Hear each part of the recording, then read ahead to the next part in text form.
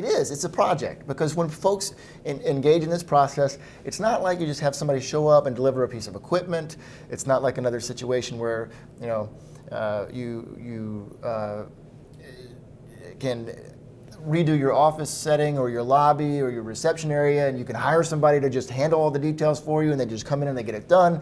This is very interactive steps, very interactive process, very engaged, and the energy and passion that you bring to the project and your confidence and your certainty in bringing that to the project will really radiate and really transmit through the entire staff, and that makes a huge difference. I mean, I've seen this a lot of times in practices.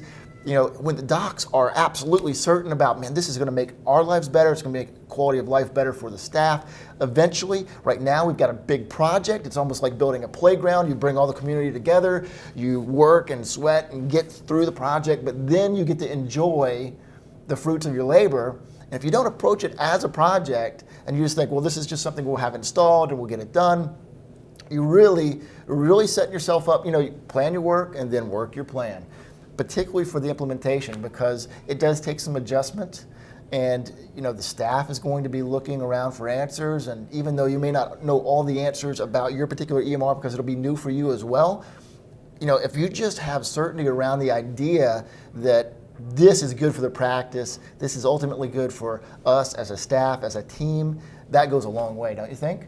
I think you bring up a very good point, and I'd say that you've taken the fourth tip out of it, which is essentially remember that the EMR is not only for the physician, it's for everybody. When you start planning that work and working that plan, as you said, make sure that everybody who's going to be touching the EMR participates in that plan or is represented in that plan. So when you create your implementation committee, if you're a medium or large size practice, make sure that the nurses are represented, make sure the physicians are represented, the administrative staff is represented, and you have full representation on creating that plan, because with that type of buy-in, that plan will work. Awesome. All right, so we've come to the portion of the EMRinterviews.com program where I invite Joe to ask a question out to the community at large. And an opportunity for you guys to feedback whatever you think, whatever your opinions are. So Joe, question for the EMR community. What do you have for them? Excellent. First one would be, how many of you believe that if you implement early, you will get the full incentives from high tech? The second one would be, how many of you believe that it's a good idea to have an open interchange of information between different practices and hospitals?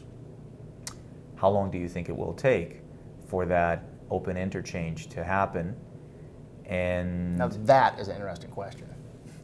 And how many of you believe that it will be a good idea for the patient to control the flow of that information? How many of you believe that you should provide full access or partial access to the patient regarding their information specifically? Patient play, that is a very interesting topic. Maybe we'll explore that a little bit more next time. Joe, thank you so much for being here. It was a pleasure. Likewise, I enjoyed it very much.